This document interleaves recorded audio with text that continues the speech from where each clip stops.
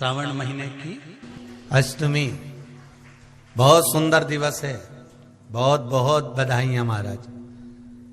सोमवार की अष्टमी का मतलब आपको इंदौर की कथा में बताया था, जिस दिन शंकर और पार्वती के मिलन का दिवस हो, और केवल एक माता पार्वती के अकेले मिलन का नहीं, 64 योगनियां तक भगवान शंकर से मिलने के लिए आती है।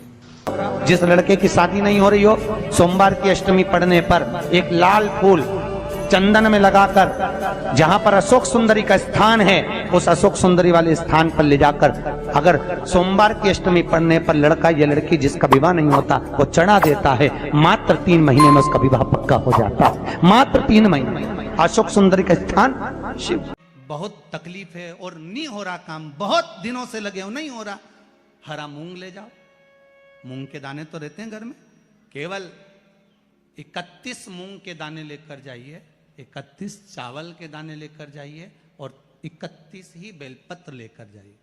जिस दिन सोमवार की अष्टमी हो, कौन से दिन?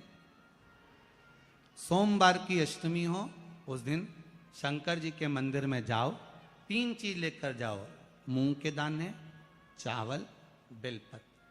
चावल जो 31 लेकर गए हो, अपनी कामना कर कर शंकर जी की देहली पर रख दो, चौखट पर, कहीं पर भी एकांत में उसको रख दिया जाए। मूंग के जो दाने लेकर गए हो 31, वो नंदी के पास में, जो नंदी का पांव ऊंचा रहता है उस पांव के पास रख दीजिए। और जो 31 बेलपत्र लेकर गए हो, वो 31 बेलपत्र अशोक सुंदरी वाली जो जगह है, आपको पहले बताया है कथा में, अशोक सुंदरी जी का स्थान, ये शिवलिंग, ये जलाधारी जहां से पानी बहता है, उसके बीच में एक मोटी सी लाइन होती है, जो शंकर भगवान की छोटी लड़की अशोक सुंदरी का स्थान है। शिव जी के 13 बच्चे हैं, 13 बच्चे में सबसे छोटी लड़की अशोक सुंदरी यहीं पर विराजमान होती है, जहां से पानी नीचे गिरता है। प्रत्येक शिवलिंग के सामने एक मोटी सी लाइन होगी, उस मोटी सी जो लाइन है अशोक सुंदरी, वहां पर जो 31 बेलपत्र लेकर गए हो, अपनी कामना कर कर पीला चंदन, लाल चंदन लगाकर उस पर समर्पित करते जाओ। उसकी डंडी जहां से पानी बहता है उस ओर होना चाहिए। आप निवेदन कर कर देखो, एक सोमवार की अष्टमी पर कर कर देखना, दूसरी सोमवार की अष्टमी आएगी, अपने आप आपका काम हो गया होगा। बाबा से निवेदन तो करो, क्यों भटक रहे? एक मात्र शिव मंदिर में झाड़ू लगा रही हैं अहिल्याबाई, साधारण सा भाव है, केवल एक झाड़ू। कई लोग कहते हैं महाराज जी, आप कहते हो मंदिर में जाकर झाड़ू लगाओ, पोछा लगाओ, तो जो हमने मंदिर में रख रखा है स्वीपर आदि कादिक, जो भी सेवा करने वाला है, काम करने वाला है, वर्कर है, वो कर रहा है, तो हम क्यों करें? अरे भाई, एक बात याद रखना, आप सबसे पूछना चाहूंगा, आप लोग कहते हो कि मंदिर की सफाई जो वर्कर रखा है उसे करना चाहिए, मंदिर की सफाई जो पुजारी रखा है उसको करना चाहिए। मैं आपसे पूछना चाहता हूं कि आपके घर में जो तिजोरी है, दिवाली पे उसकी सफाई कौन करता है? नौकर करता है? अरे बोलते तो जाओ। नौकर करेगा? नहीं। वर्कर करेगा? नहीं। स्वीपर करेगा? नहीं। तिजोरी की सफाई कोई दूसरा नहीं करता, तिजोरी की सफाई हमें करना होती है। उसी तरह मंदिर की सफाई ना पुजारी करे, ना कोई वर्कर करे, जो दर्शन करने जाए वो करे, क्योंकि ये तिजोरी है हमारी, ये तिजोरी है हमारी, यहां से हमें मिलता है, ये मेरा देव अधिदेव महादेव देता है। और धतूरे का फूल,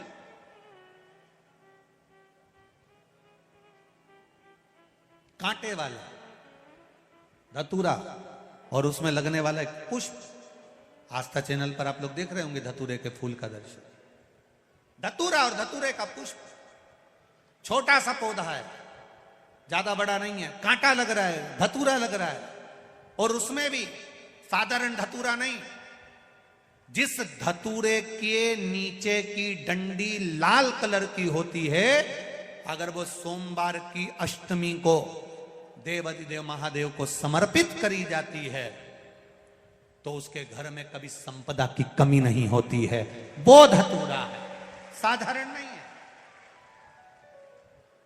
धतूरे में भी लाल डंडी, जैसे धतूरा गोल होता है उसके नीचे एक छोटी सी डंडी, देखा है आप लोगों ने? अरे देखी कि नहीं देखी बोलो? धतूरा देखा है ना? धतूरे के अंदर एक नीचे छोटी सी डंडी होती है, जब तोड़ोगे तो वो डंडी का कलर अगर लाल है, वो डंडी का कलर अगर लाल है, और कभी हम तो कहेंगे जैसे बड़ी बीमारी जिसको हो जाती है, लीवर, किडनी, कैंसर आदि आदि बड़ी बीमारियों से जो जूझ रहा होता है, प्रयास करो, प्रयास महामृत्युंजय का जाप कर कर, महामृत्युंजय का स्मरण कर कर, एक लाल डंडी का धतूरा प्रयास करना, एक धतूरा मिल जाए या 5 धतूरे मिल जाए किसी भी एकांतेश्वर महादेव पर, जो शिव मंदिर एकांत में हो, जहाँ कोई जाता आता नहीं हो। वैसे तो अब बहुत मुश्किल है कि ऐसा मंदिर मिल जाए जहाँ कोई जाता आता नहीं हो, पहले की बात दूसरी है, अब बात दूसरी है।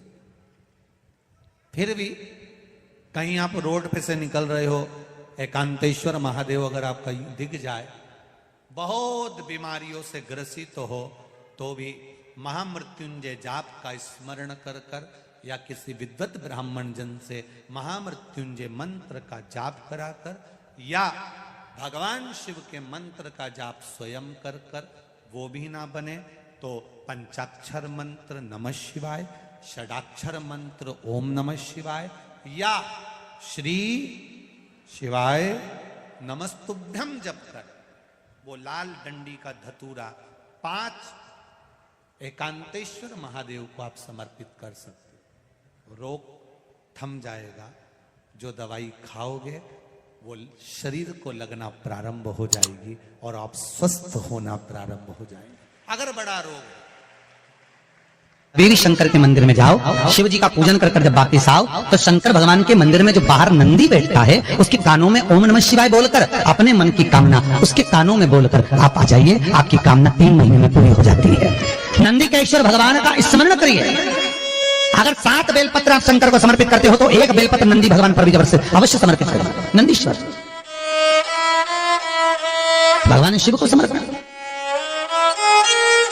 1 बेलपत्र नंदीकेश्वर की ओर चढ़े। और बहुत ध्यान दीजिए महाराज, अगर कोई काम अटक रहा है, नहीं हो रहा, बहुत प्रयास करा, तो भगवान शंकर के मंदिर में 5 बेलपत्र चढ़ाइए। और शंकर भगवान की जो छोटी लड़की है अशोक सुंदरी, आपको बताया था ना अशोक सुंदरी का स्थान, भगवान शंकर की 6 लड़कियां हैं, उसमें से सबसे छोटी लड़की अशोक सुंदरी की जगह पर 1 बेलपत्र चढ़ाइए। फिर 1 बेलपत्र नंदीकेश्वर पर चढ़ाइए।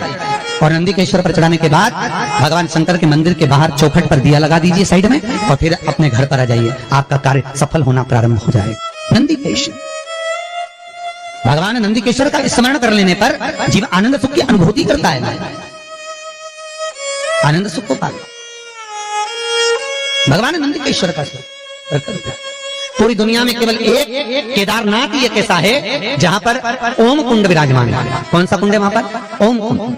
जो बच्चा हकलाता है, तोतला बोलता है या गूंगा होता है, जिसकी वाणी नहीं होती, वो अगर ओम कुंड पर जाकर ओम बोलने का प्रयास करता है तो जितनी देर तक उसके मुंह से घुन्न की आवाज निकलती है उतनी देर तक ओम कुंड में से पानी का बुलबुला निकलता रहता है। और 7 या 8 बार बोलने से व्यक्ति हकलाना छोड़ देता है, तोतला बोलना छोड़ देता है और उसकी वाणी आ जाती है। वो ओम कुंड केदारनाथ जी में बसता है। कहाँ बसता है? केदारेश्वर।